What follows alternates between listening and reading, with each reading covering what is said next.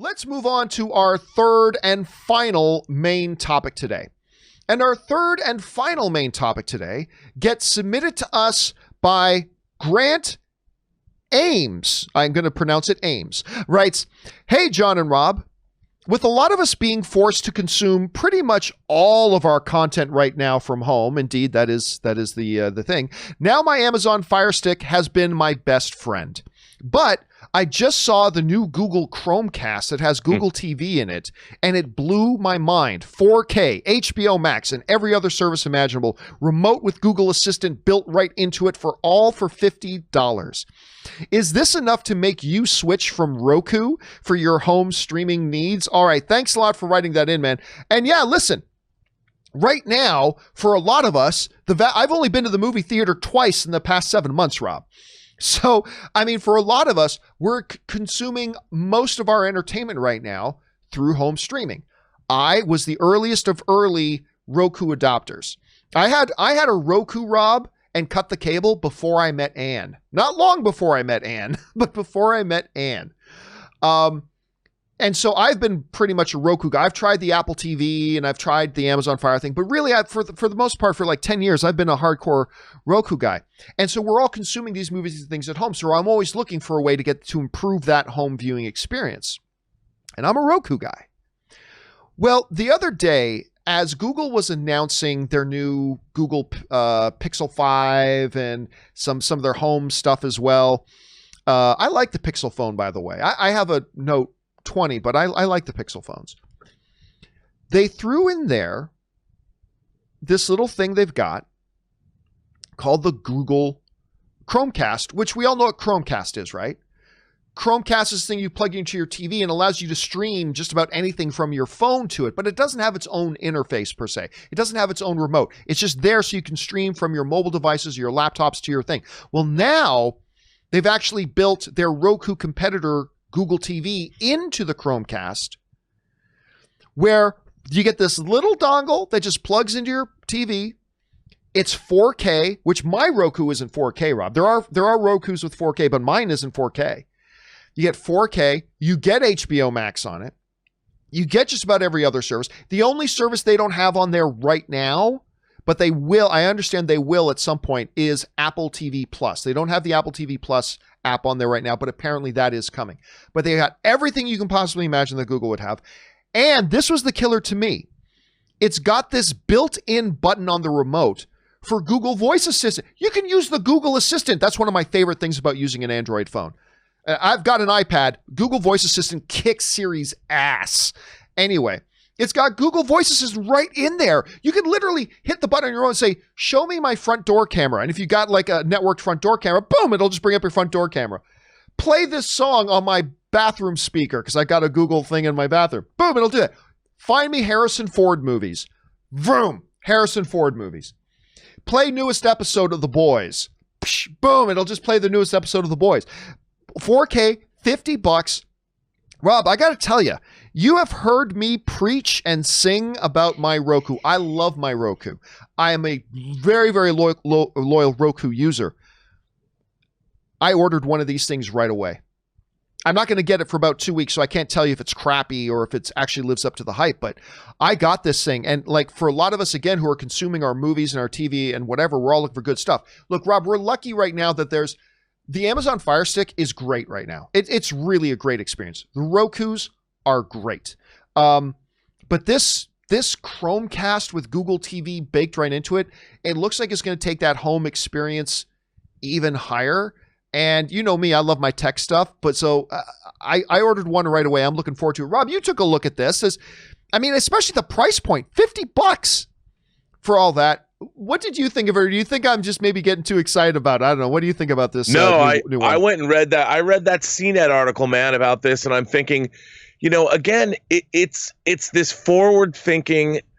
We're providing consumers with they're anticipating future needs that the consumers have, and unless you're doing that, you're going to lose these kinds of wars. You need to start giving all the functionality that exists, whether it's Dolby Vision, whether it's whatever your Dolby Atmos, whatever kinds of quality presentation you can provide, and all the streaming services that everybody wants.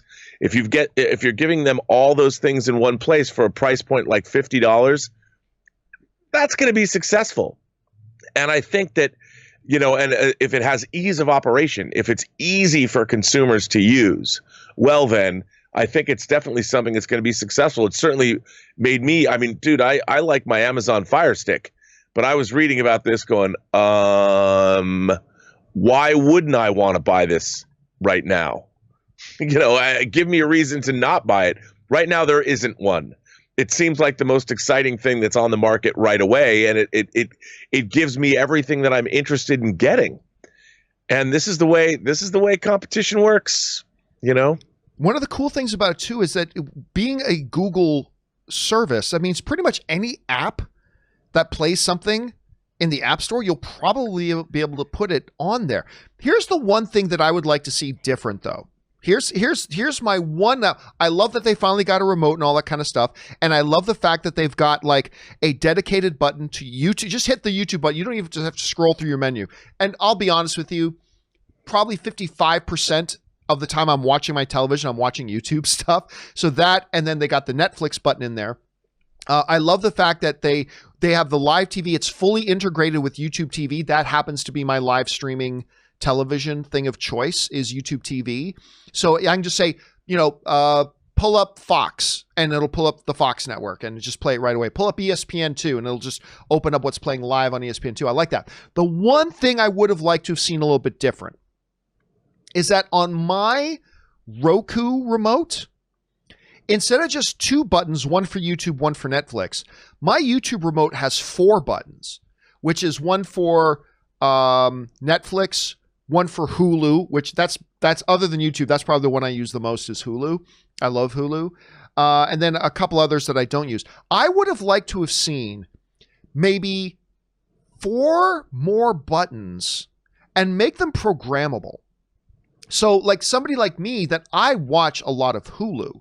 So find a dedicated YouTube button, dedicated Netflix. I'm definitely going to use that a lot. Now give me another button that I can choose which service launches with that button.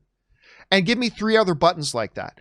To me, that seems like a fairly simple thing to do. I would like to see them implement that a little bit later.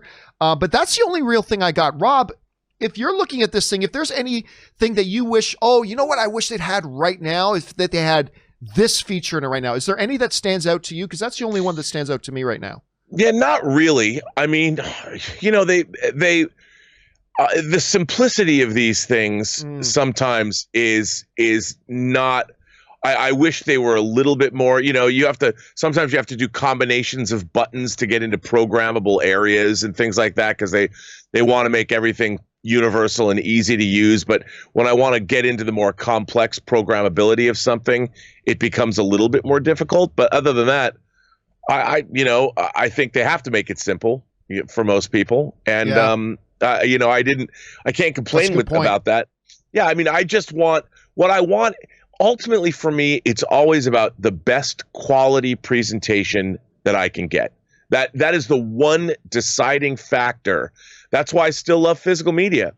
I'll watch something on streaming. I was watching something, I don't remember, maybe it was The Boys. I don't know what it was. It was buffering and all that. And sometimes it goes out of, you're not getting the full resolution. It snaps back and you're getting sort of a garbled picture. That doesn't happen on physical media. And that's why I still buy physical media, because of things like the soundtracks, because I can get Dolby Vision, because I can get Atmos, because I can get all these things and I don't have to worry about it. But as things get better and better, maybe I'll one day give up physical media. I don't think it's going to happen. I'm going to be buried with all my physical media. But this kind of thing, they're looking toward quality and the quality of the presentation. And that's all I care about. Does it look and sound great? And can I get to what I want to watch in a simple, easy fashion? That's it. Now, of course, it's all great in theory. I will find out in about 2 weeks once mine arrives if it's actually a piece of garbage or not, which who knows, it could be. I've bought lots of tech that looks great in theory, and then when I get my hands on it, it turns out crappy. I'll let you guys know what it is. Question is, guys, What do you think? Does the sounds of this thing maybe tempt you away? Maybe you're a Fire Stick user. Maybe you're a Roku user. Maybe you use the Apple TV. Is this sound good enough to maybe possibly lure you away? The price point's pretty good. What are your guys' thoughts on this? Jump down into the comment section below and let me know your thoughts. All right, guys.